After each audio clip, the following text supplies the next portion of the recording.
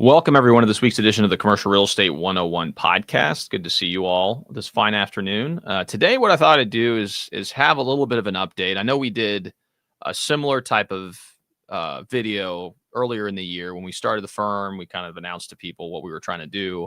And I thought it'd be kind of cool to just have an update on progress that we made thus far this year and continue to kind of harp on the goals that we have for the firm. Obviously, this is not a topic specific idea like we have typically on the podcast, but I thought it'd be helpful for people, in particular if you're looking to start your own brokerage and understand some of the milestones that you kind of shoot for over a period of time. So, Will, it's good to see you. I feel like we talk every day. Yeah, so. we do. We yeah, talk every I talk day. to you more than my wife sometimes. Yeah, you know? likewise. Correct. That's funny. But yeah, no, I thought we'd just kind of start the conversation. I think to start out, let's go ahead and kind of maybe share a little bit about the firm, why we started it, and then we can kind of get into what the vision has been for the firm, and then maybe more about what we've been able to do over the last call it 8 to 12 months that actually since January is really when we started the firm, so it's been almost 9 months. Still relatively new. But yeah. There's really there's a few parts. There's some of the more unglamorous parts of running a firm. Mm-hmm. There's the sales, of course. There's operations.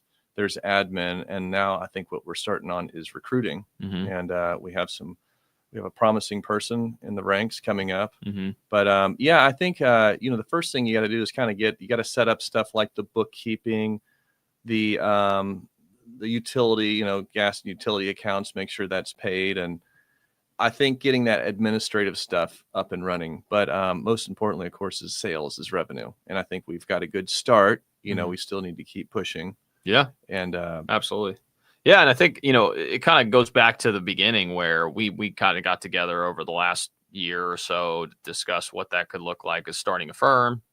And we started meeting months before we actually opened to kind of just map out all these different things you're describing, which is where are we going to be located? At first, we didn't have an office. We finally signed an office lease in February, which is great to kind of have a place where we could meet and congregate and talk about business instead of being at home, which you can work from home, but it's not quite the same. I think having an actual office environment is definitely helpful. Coffee shops. Yeah. That's essentially what we did for the first, I would say 6 months before we started was just to meet at Heine Brothers, which is like a coffee brand here in Louisville, and just, strategize once a week to kind of map out the next steps. So we did that. And so we started back in January, February, we signed our office lease. And ever since then, we've been kind of working in a variety of different capacities here in the local market. We've done office deals, we've done retail deals, industrial deals. Not so much. I mean, recently you've done a multifamily. So far we haven't done a whole lot of multifamily, but had some interest, but no closed deals in multifamily. Yeah. Fair enough. And honestly, with your my experience, I'd say a good proportion of our business already comes from, industrial, office, retail, that sort of thing. So it's kind of an area that we've had a lot of experience in. And it just so happens that that's kind of where the deal flows come from this year. Kind of curious about, that transition. And as we've been ramping up, have you noticed anything in particular that was maybe outside of what you initially thought? Especially, I mean, you've had business partners in the past, so sure. I'm just kind of curious about your thought process about that. No, I think what really helps, though, it's really critical, is being able to communicate well. And I think we're always able. I mean, we had a phone tag game, I think, one day that went, like, it was epic. It was literally like 8 hours straight where we're just going back and forth and not being able to touch base. Yeah. Communication. I mean, as long as you can get a hold of someone, I think that's really critical. Responding to emails. I think we're really good at that. And I think a challenge for anybody is just all the juggling. You're just constantly putting fires out, Mm-hmm. and sometimes. So, and I think that's normal. I think that's a growing pain. I think it's better to be busy than not and sitting around twiddling your thumbs. But yeah, I think it's a little bit more, it's a little more juggling. Mm-hmm. And but this is a different animal. I've had other partnerships that were more project oriented. Well, this is ongoing. We're building a brand. We have advertising. So few things different. Yeah, definitely. No, I agree with you. And I think too that one of the things we did early on, which has been helpful, is we've set aside time each week to connect and talk about things we want to do, whether that's, what our active deal flow is, what are the tasks we need to do in order to get to where we need to go as far as those deals are concerned, but also talk about the vision of the firm and how we can continue to advance it. As Will was mentioning, we have a a prospective agent that's looking to come on board. She's getting through a process of getting her license reestablished. So we're excited to potentially have her, and we'll make an announcement once that's more formal. But again, it's a very much a iterative process, and one that is not something that happens overnight. And so I think that's one of the things that, for you and I both being pretty driven people, sometimes it's like you got to take a step back and say, okay, it's not going to happen tomorrow. It just takes a little bit of time to progress to where we want to ultimately get to. And especially when you're building a brand like we are, it's that it takes constant iteration over time and keeping in front of people. Because you can never turn the gas off. And I come from more of like investments, partnership, JV, project by project. So it's a more of an adjustment for me versus just representing other people. So, but I mean, we're building the platform to do it, and I think we're headed in the right direction for sure. And I'm excited about bringing a person on and then another after that. So we're kind of developing a training program, if you will. It's not just, hey, or just go at it. It's, we already have like a library. Yeah, we do. Yeah. We brought in a bunch of books and set it up that way. So that's been super helpful. So, regarding the first, let's call it 9 months of the business, what do you think we've done well? What do you think we could probably improve upon? And then, because again, I think this is also a good opportunity for us to kind of reflect and kind of memorialize some of the things that we've been advancing towards over the course of our 9 months in business. And hopefully that helps some people who are listening that maybe want to follow a similar path. Maybe in the future, they look back at this episode and can say, okay, well, learn from people who are actively doing it. So kind of.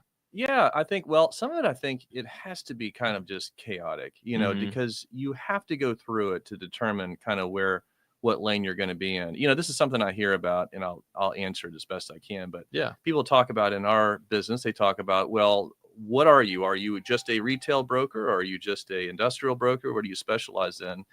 And I think what we do is we lean kind of retail because we both have experience in industrial, but we have to be kind of open to everything at our level. So, and to get back to your question is, what do you think we're doing well?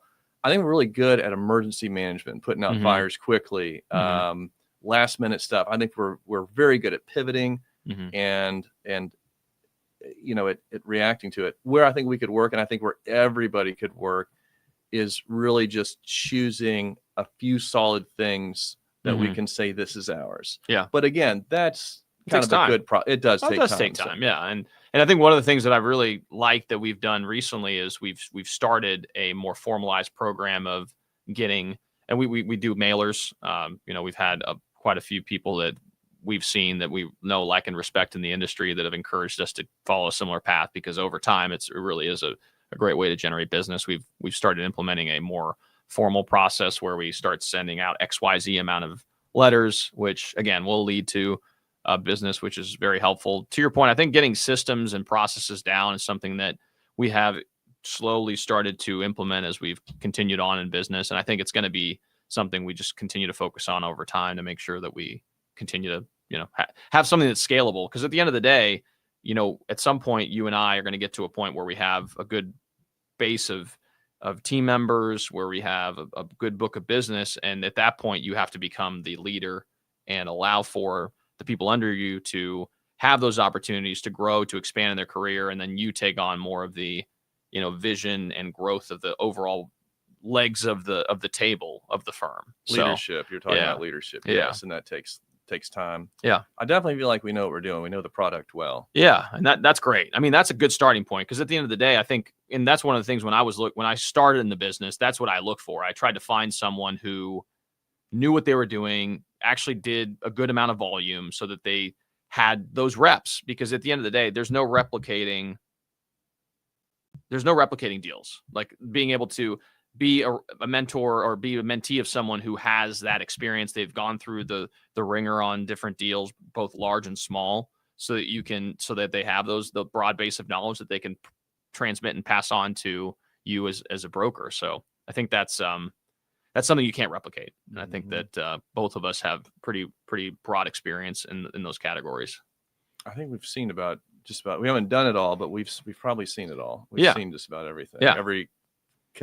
every possible Yeah. situation. And and we draw on those experiences when new things come around, because again, you can't possibly know everything, but once you have a broad base of experiences you can draw on, you can problem solve more efficiently. I think that's something we definitely have been able to do. So one of the things that I'm kind of curious about is what do you think that our long-term vision is for the firm? I obviously this is kind of a more general question, but I think it's always important to kind of reiterate to the ethos what the vision is, so that individuals, let's say you're listening to this and you're in the Louisville metro area, or maybe you're in your own market and you're trying to recruit people, you have to set that vision so that people want to follow along with what you're doing. So I'm kind of curious if you could share a little bit about what your thoughts are regarding maybe our future, the vision for the firm, and where you see it evolving over time. Sure. Well, for me, Mhm. and I don't know if this is letting the cat out of the bag. I don't think it's any secret, but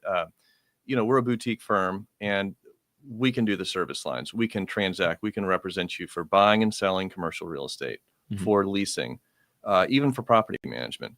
I think where we have an advantage is that we're locally based. We're both very knowledgeable of the local market, but the fact that we are owners as well. Mhm. And we have ownership, which lends credibility to actually transacting. So if you're buying and selling, if you're an owner or a tenant or landlord or whoever, we can share with you our experience from owning. Mhm. And I think capitalizing on that's really important. So I want to own more, and I'm sure you do too. So that's another differentiation. How are we different is that, we're getting more into construction, more into development. Mhm. I wouldn't say we're competing with the big names, No. but we are looking for that as our long-term initiative. Is our goal is to own more, and to form partnerships for others as well, not just us, but people who might be interested in owning a building Yeah. or part of it. Well, and I think too, and that's a really good point you made there, is that I know plenty of brokers out there that transact in commercial real estate but don't own any property, which in my opinion is kind of tough for you to properly advise your clients if you yourself don't have the real world experience about how those decisions manifest in what you own. So I agree with you in that I think that the fact that we do own property, and it's not just, it's a variety of different types of property. I know you've done adaptive reuse projects on large office buildings. You own retail centers. You have experience and own industrial properties.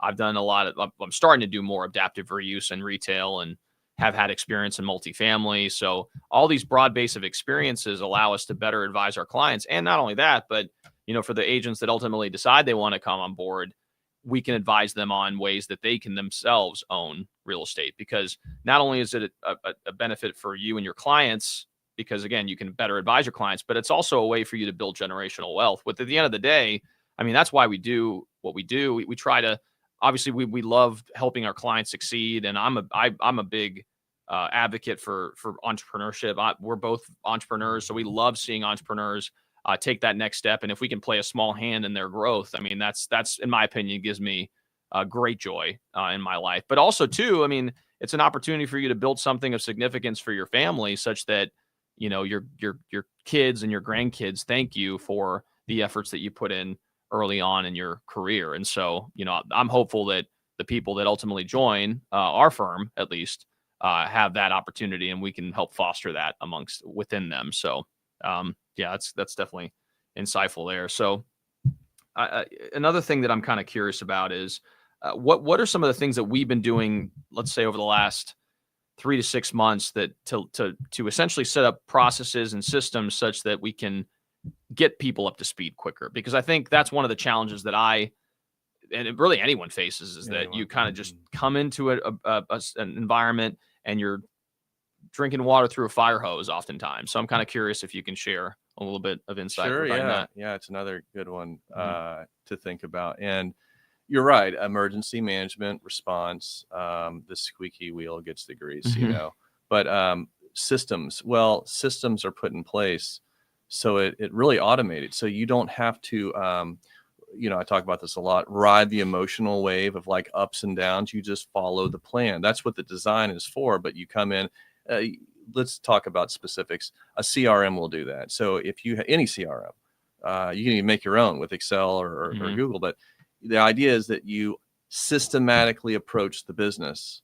And I think that's the next step if that answers your question. Yeah, absolutely too. And we've done some things on the curriculum side. I was working on trying to create kind of a base curriculum packet that people can come in and at least have a base reference that they can work on as they are starting to get going in the process. There's also some really cool tools out there. A Notebook LM. I was kind of playing around with it the other day, and you kind of take this, base template of maybe a chapter for, let's say commercial leasing, and you can parse it through this model, and it generates a video based on what the content itself is. And so, creating that was something that was kind of interesting. And I, recently did that to just allow for us to have a base curriculum that if someone wanted to kind of check it out and look through it, that gives them something to do. And then also too, I think, formally, once we have our new agent come on board, the goal is to try to have set times where we can sit down and kind of go through things with her to get her up to speed, and then get real world actions or real world experience where we've talked about going canvassing, right? Creating flyers that we can go and physically meet with business owners and share, whether that's, we have a property that we're going to be onboarding as far as full leasing responsibility. So we want to be able to go out there and generate business opportunities for leasing of that property. But as a side note to that, what ends up happening is that you go on site, you drop off a flyer, you start talking to a business owner, and they say, well, we're not looking to expand now, but maybe we're looking in this other area. So it creates these business opportunities.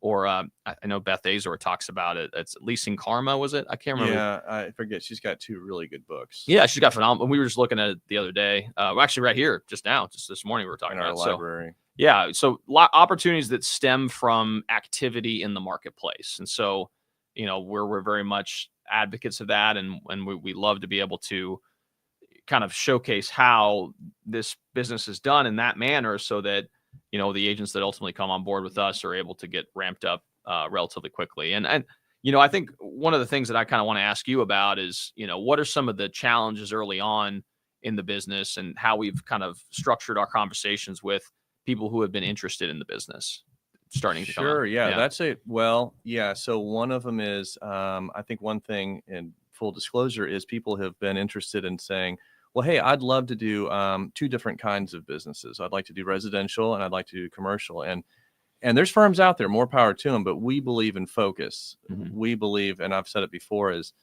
being a commercial broker is you're a business person Mm-hmm. that happens to have a real estate license, is how I approach it. And they're very, very different. Yeah.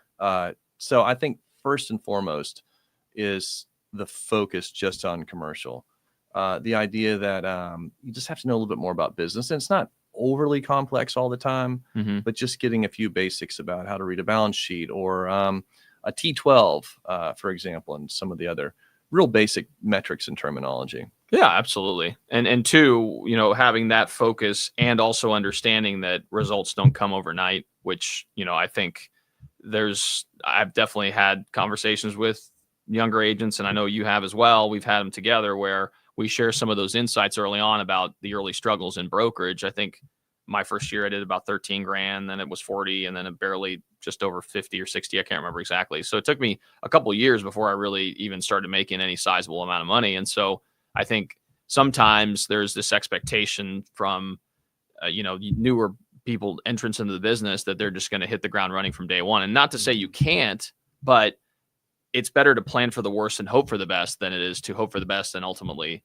get into a scenario where you just weren't expecting that and then you wash out, which is what we hope to avoid, because the failure rate in commercial brokerage is very high. I mean, it's actually atrocious. It's 80 to 90% washout within the first couple of years. And so our hope is to try to minimize that number as best we can by, number one, making sure that we set proper expectations so that people that do come into the business have that expectation and understanding of what it's going to take. And then ultimately our goal is to try to, loop people in on opportunities to help them learn the business, and while they're making at least a little bit of money in the interim. Because I know when I first joined in the business, that was an opportunity that was afforded to me, and that's what allowed me to continue to stay through, because those early years are not easy. And so it's definitely something that we are committed to doing, and looking forward to continue to foster that within the new agents that we bring on board.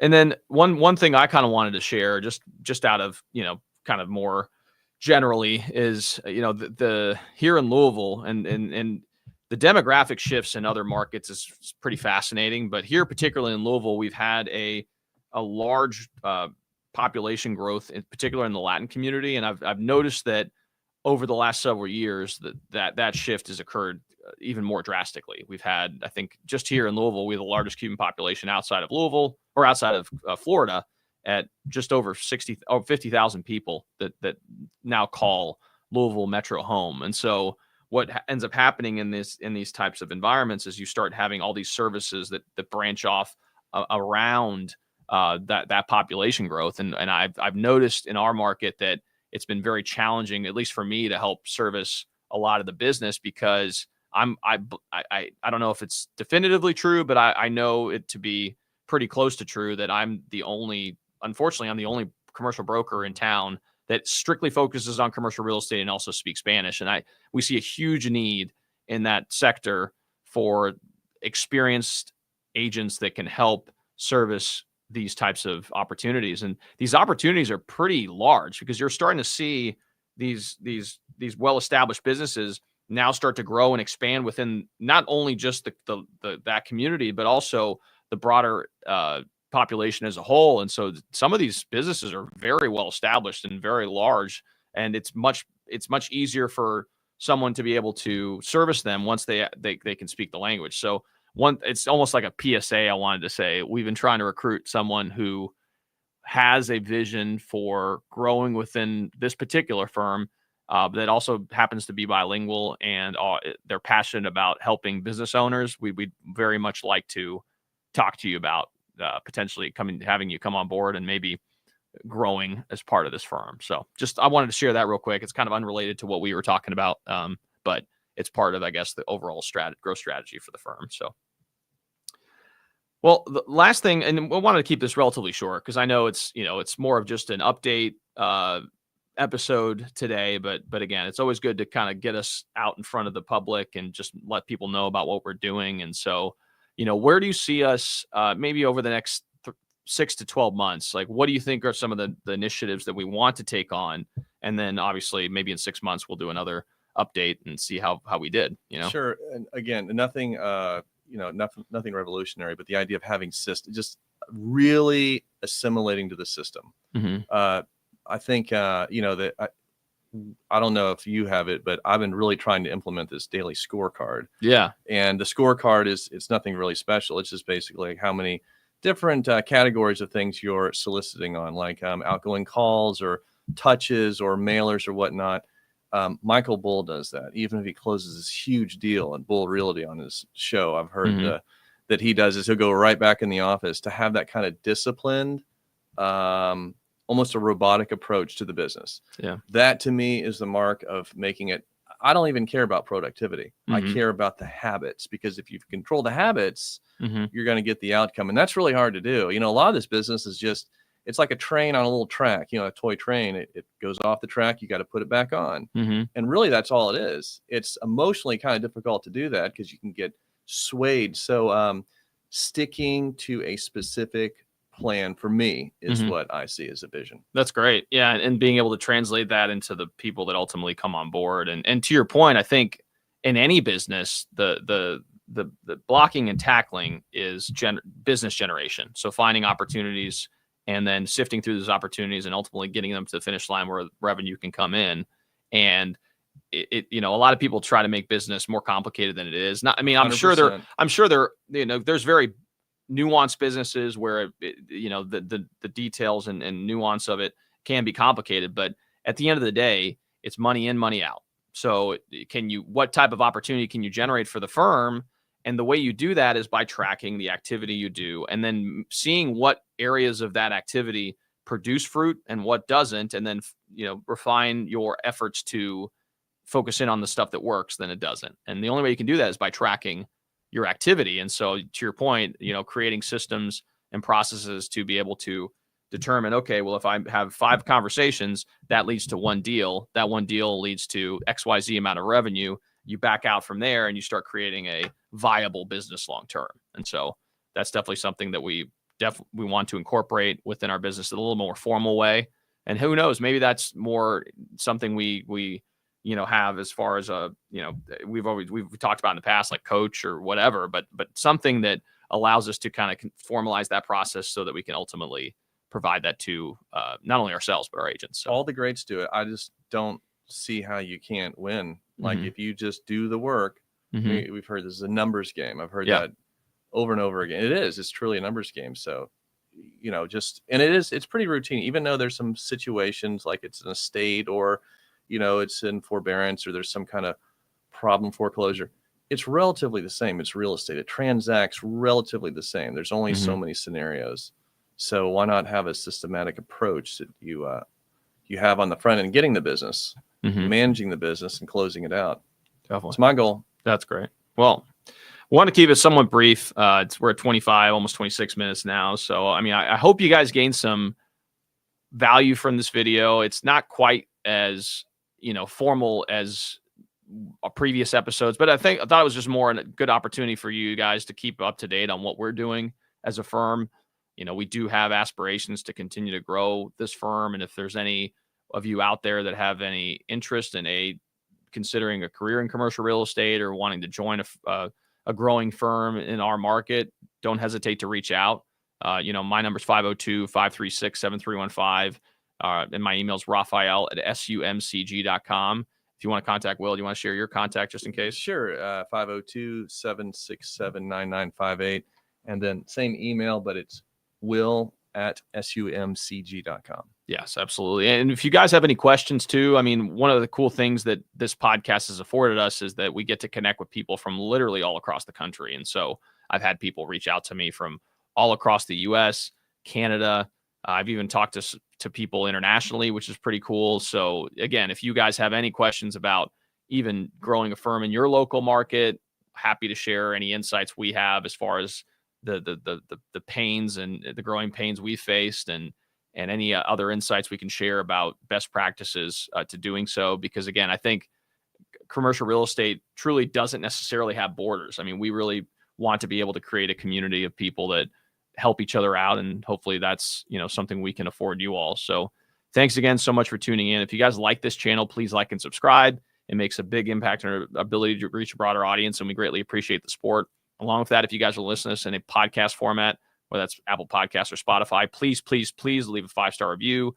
It makes a huge impact on our ability to reach a broader audience. And obviously, we greatly appreciate the support. So thanks again so much for tuning in, and we'll see you all next time.